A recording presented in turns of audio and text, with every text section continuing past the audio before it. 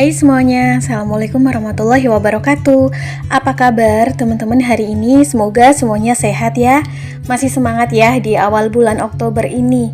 Ayo kita bersemangat bersama-sama meskipun kondisi keuangan atau ekonomi sedang melemah secara bersamaan, bukan hanya kita aja yang alami ya.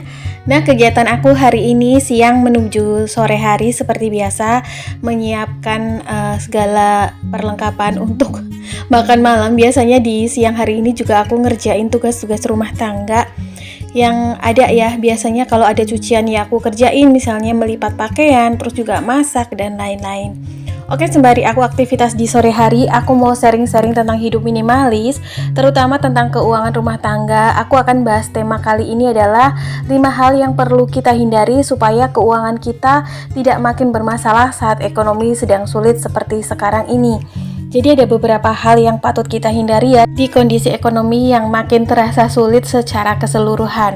Oke, dari yang pertama yaitu hindari pakai paylater atau kartu kredit untuk pembayaran pengeluaranmu, baik dalam perbelanjaan maupun tagihan-tagihan bulananmu. Karena dengan pemakaian paylater maupun kartu kredit itu sama aja dengan kita berhutang. Ingat ya teman-teman bahwa hutang itu ada bunganya, baik dibayar secara tepat waktu, apalagi dibayarnya tidak tepat waktu ya, bakalan ada denda lagi. Memakai kartu kredit atau paylater itu sama aja kita tuh berhutang setiap bulannya, kayak gali lubang tutup lubang, padahal kita bekerja sebenarnya untuk memenuhi kebutuhan dan juga membayar tagihan kita setiap bulannya. Nah, kalau udah sampai pakai paylater dan kartu kredit itu udah di luar over budget ya, keuangan kita udah bakalan minus. Nah, kondisi keuangan sedang melemah karena menurunnya ekonomi secara keseluruhan ini. Nah, kita juga dihadapkan dengan kondisi yang makin sulit untuk cari uang, baik income ataupun penghasilan pokok maupun penghasilan tambahan. Nah, biasanya bagi para pedagang atau pelaku usaha juga akhir-akhir ini merasakan income atau pendapatannya juga ikut menurun ya. Berhutang hanya akan menambah masalahmu aja, apalagi di kondisi situasi kita cari penghasilan tambahan aja tuh lagi susah banget. Nah, bunga kredit naik, terus juga penarikan makin ketat nih, baik dari lembaga perbankan milik pemerintah maupun swasta. Yang punya tanggungan bulanan pasti sekarang merasakan ya bahwa tagihan dari mereka itu semakin ketat, yang tadinya misalnya longgar-longgar aja nih, sekarang baru tanggal sekian udah ditagih aja. Jadi seyogyanya mestinya kita bisa lebih bijak ya dalam mengelola setiap keinginan kita. Kita bisa hindari dulu lah keinginan-keinginan yang tidak penting. Kita bekerja untuk membayar dan memenuhi kebutuhan rumah tangga kita dan kebutuhan kita sehari-hari di dalam hidup. Lalu hal yang kedua yang harus kita hindari adalah belanja-belanja di luar kebutuhan pokok atau belanja-belanja nggak penting yang sering disebut dengan impulsive buying atau belanja impulsif ya. Ini akan menjadikan pengeluaranmu ini semakin menjadi bengkak. Rasanya kondisi sulit yang sedang dirasakan secara umum atau keseluruhan ini akan sangat egois ketika kita masih melakukan transaksi belanja-belanja di luar rencana anggaran keuangan yang kita miliki atau yang sering dikenal dengan impulsive buying. Misalnya nih, tergoda produk yang diiklankan oleh influencer maupun selebriti favorit, karena sekarang setiap sosial media itu mencantumkan kayak keranjang belanjaan ya, sekali klik bisa langsung belanja. Kadang-kadang kalau kita lagi nonton influencer maupun selebriti favorit kita di sosmed gitu, terus ada tautan untuk keranjang belanjanya, langsung aja tergoda gitu, karena kita ngelihatnya bagus padahal sebenarnya kita nggak butuh. Kalaupun kita butuh, kadang-kadang barang yang dipakai oleh idola kita itu belum tentu pas juga di kita. Maka kita harus benar-benar bijak dalam mengelola setiap keinginan yang ada. Jangan sampai dikit-dikit lapar mata ya, karena kita harus mengingat nih, untuk kondisi sekarang ini alangkah lebih bijaknya kita lebih memprioritaskan kebutuhan pokok terlebih dahulu. Hal yang ketiga yang harus kita hindari adalah kurangi bepergian yang sifatnya ini hiburan, rekreasi, jalan-jalan ke mall, terus healing dan lain-lain, pengen explore tempat-tempat baru gitu-gitu ya. Pelemahan dan penurunan ekonomi secara global atau melemahnya kondisi ekonomi secara keseluruhan ini akan berdampak langsung maupun tidak langsung pada penghasilan dan juga keuangan yang kita miliki, baik penghasilan pokok maupun penghasilan sampingan kita. Contohnya nih, untuk terutama yang bekerja di perusahaan swasta, biasanya adanya penurunan produksi barang karena memang permintaan permintaan pasar itu menurun.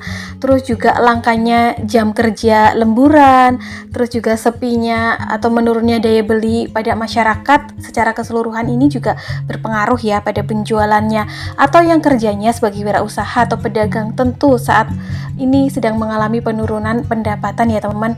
Mereka tuh kayak menahan diri untuk berbelanja, membelikan barang-barang dengan kemasan yang lebih kecil karena memang sedang menghemat, karena memang sulitnya ekonomi ini, pengurangan pemasukan, PHK massal di mana-mana mengakibatkan penghasilan mereka menurun.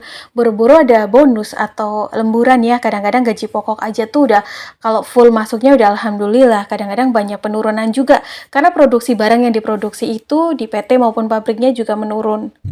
Rasanya tuh yang biasanya cari penghasilan sampingan baik dari lemburan, bonus-bonus, terus juga dagang-dagang di luar tuh lagi lesu semuanya. Nah, di sini kita benar-benar harus prihatin ya menyikapi kondisi ini semua. Alangkah lebih bijaknya kita harus lebih efisiensikan kondisi ini, tahan selera dulu untuk bepergian terlalu sering, apalagi kondisi ekonomi lesu dan sulit seperti sekarang ini berbanding terbalik atau mengakibatkan kejahatan itu meningkat ya.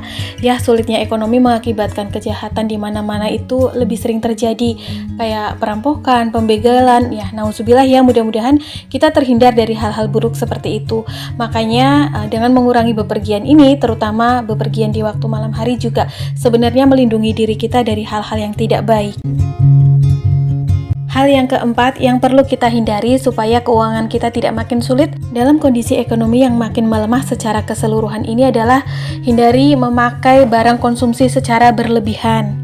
Biasanya para wanita dan ibu-ibu yang senang banget dengan promo dan diskon membeli barang secara berlebihan karena berdasarkan aji mumpung promo, mumpung diskon, jadi stok yang dibeli terlalu banyak padahal yang dibutuhkan tidak sebanyak itu. Nah, pakailah secukupnya, khususnya di luar bahan pokok dan juga di luar bahan pangan. Aku rasa untuk saat ini kayak kebutuhan di luar bahan makanan itu masih aman baik harga maupun stokannya di pasaran. Alangkah lebih bijaknya kalau ada rezeki lebih, ya boleh kita tambahin stoknya aja di bahan pangan, baik itu kebutuhan sembako seperti beras, minyak, gula pasir, dan lain-lain. Karena aku yakin dalam kondisi sulit seperti ini, bahan pokok yang teresiko naik harganya adalah bahan-bahan pokok khususnya di bidang pangan seperti beras, minyak goreng, gula pasir. Sekarang tuh harganya makin naik ya. Telur juga sebagai komoditi yang setiap hari dibutuhkan, setiap hari tuh harganya naik. Bahkan harga telur antara tahun sekarang dan tahun kemarin itu sangat beda banget perbandingannya. Sekarang tuh udah hampir menembus 30.000 ya, dapat harga 25.000, sekarang tuh udah kayak murah.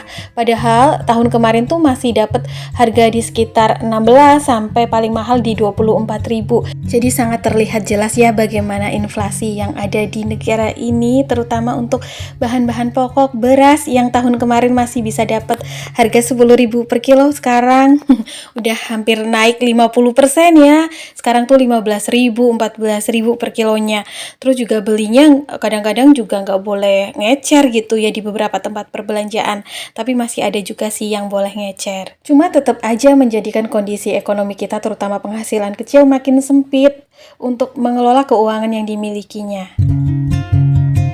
Hal yang kelima yang perlu dihindari adalah dengan gaya hidup yang boros. Kita perlu berhemat dari rumah dan dari hal sederhana. Misalnya kita sebagai ibu rumah tangga, tonggak penggerak ekonomi yang mengendalikan keuangan dalam rumah tangga, kita usahakan dan upayakan untuk disiplin rutin memasak ya. Terus juga untuk anggota keluarga lainnya, harap makan dahulu sampai kenyang sebelum bepergian.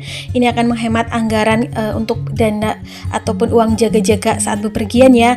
Pakai listrik dan air dengan hemat, jangan berlebih-lebihan karena sekarang tagihan dasar baik air listrik itu naik teman-teman. BBM juga ya pakai seperlunya.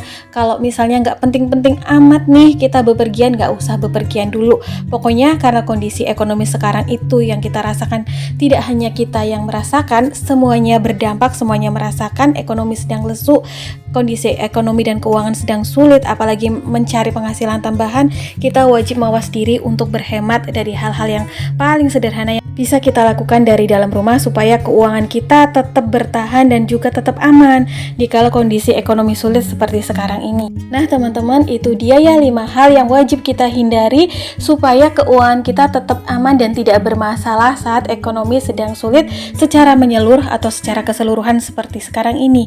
Mudah-mudahan apa yang aku bagikan ini bisa bermanfaat dan bisa kita terapkan dalam kehidupan kita sehari-hari. Nah, ini kegiatan aku terakhir memasak. Aku masak sayur lodeh terus goreng tempe. Nanti mau goreng ikan atau goreng telur nunggu suami pulang, karena biasanya suami aku nggak terlalu selera makan ikan gitu ya. Namun sederhana seperti ini kalau dimasak sendiri tetap murah meriah tapi rasanya enak, upaya penghematan juga dari dalam rumah. Teman-teman, terima kasih atas supportnya selama ini ya, dukungannya, kritikan dan masukannya, terus juga sharing-sharingnya di kolom komentar. Pokoknya silaturahmi dan interaksi kita selama ini mudah-mudahan bisa bermanfaat untuk aku dan semuanya. Kita ketemu di next video. Assalamualaikum. Bye.